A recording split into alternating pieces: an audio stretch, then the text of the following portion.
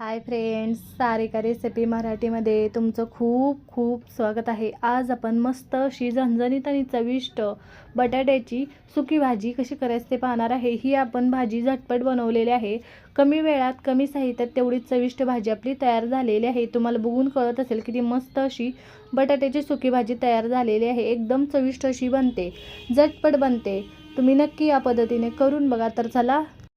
तर चला वेळ न घालवता व्हिडिओला सुरुवात करूया। इथे बघा, सर्वप्रथम मी 4 मीडियम साईजचे बटाटे घेतलेले आहेत। 4 बटाटे मी स्वच्छ धुवून घेतलेले आहेत, स्वच्छ पुसून घेते।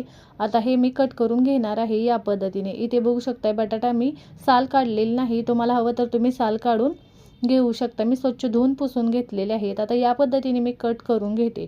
तुम्हाला हव्या त्या पीसमध्ये तुम्ही बटाटा कट करून घेऊ शकता। इथे मी बटाटा कट करून पाण्यामध्ये ठेवलेला आहे। आता बटाट्याची भाजी बनवणार आहे, त्यासाठी कढईमध्ये छोटी पळी तेल घातलेलं आहे। तेल गरम झाले की थोडीशी मोहरी घालायची, थोडेसे जिरे घालून घ्यायचे आणि जिरे आणि मोहरी छान असं फुलले की त्यामध्ये कढीपत्ता घालून घ्यायचा। इथे बघा, मोहरी घातलेली आहे, छान असे जिरे पण घातलेले आहेत। हे छान असं फुललेलं आहे। त्यामध्ये 8 ते 10 कढीपत्त्याचे मी पाने घातलेले आहेत, हे पण चांगलं फुललेलं आहे। आता त्यामध्ये थोडीशी पाव चमचा मी हळद घातलेली आहे आणि त्यातच मी 1 चमचा लाल तिखट घालून घेते। तुमच्या आवडीनुसार तुम्ही तिखट घाला। मी 1 चमचा घातलेला आहे, छोटा चमचा। आता त्यामध्येच आपण हे चांगलं मिक्स करून घ्यायचं आणि जे आपण बटाटा कट केलेला आहे तो यामध्ये घालून घ्यायचा। इथे बघू शकताय, कट केलेला बटाटा घालायचा आणि चांगलं परतून घ्यायचं तेलामध्ये, म्हणजे छान चव लागते भाजीला, झटपट भाजी बनते बघा या पद्धतीने। इथे बघा, मी बटाटा यामध्ये घालून परतून घेते 2 मिनटं। आणि ही भाजी आपण सुकी बनवणार आहे, त्यामुळे यामध्ये थोडंसं पाणी घालून आपण शिजवून घेणार आहे। त्याचबरोबर थोडीशी कोथिंबीर पण मी घालून घेते।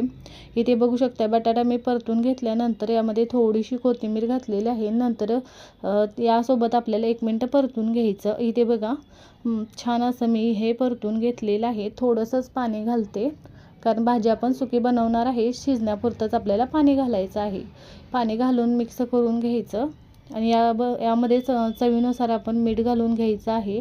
इथे बघा, चवीनुसार मीठ घालून घेते, छान उकळी काढून घ्यायची आहे। मीठ घालून मी इथे मिक्स करून घेते बघा या पद्धतीने। आता याला छान अशी उकळी काढून घ्यायची आणि नंतर यामध्ये भाजलेल्या शेंगदाण्याचं कूट घालून घ्यायचं आहे। इथे बघा, याला छान अशी उकळी यायला लागलेली आहे। तुमच्या आवडीनुसार तुम्ही भाजलेल्या शेंगदाण्याचं कूट घालू शकता। इथे बघा, या पद्धतीने याला छान अशी उकळी यायला लागलेली आहे आणि इथे बघा 3 ते 4 चमचे होईल एवढं मी भाजलेल्या शेंगदाण्याचं कूट घालून घेते, मिक्स करून घ्यायचं आणि झाकण ठेवून आपल्याला ही भाजी 5 ते 7 मिनटं शिजवून घ्यायची आहे। याला बघा, इथे मी मिक्स करून घेतलेलं आहे आणि एकदम कमी गॅस केलेला आहे, गॅसची फ्लेम एकदम कमी केलेली आहे आणि झाकण ठेवून मी शिजवून घेते बघा। इथे बघा, 7 ते 8 मिनटानंतर आपण चेक करायचं, यातलं पाणी आटलेलं आहे बघू शकताय आणि छान अशी भाजी आपली तयार झालेली आहे। आपण आता चेक करूया, मिक्स करून घ्यायचं सुरुवातीला आणि नंतर आपण चेक करून घ्यायचं भाजी शिजले का ते। बघा, छान अशी आपली भाजी इथे तयार झालेली आहे आणि यातलं पाणी पण आटलेलं आहे। यावर आपण बारीक चिरलेली थोडीशी कोथिंबीर घालायची, फोडणीमध्ये पण घातली होती, सगळ्यात शेवटी पण घालायची, छान चव लागते भाजीला। इथे मी कोथिंबीर घालून मिक्स करते। भाजी आपली तयार झालेली आहे बघा, छान अशी मस्त। आणि तुम्हाला कमी वेळ असेल तर तुम्ही अशी झटपट भाजी बनवू शकता।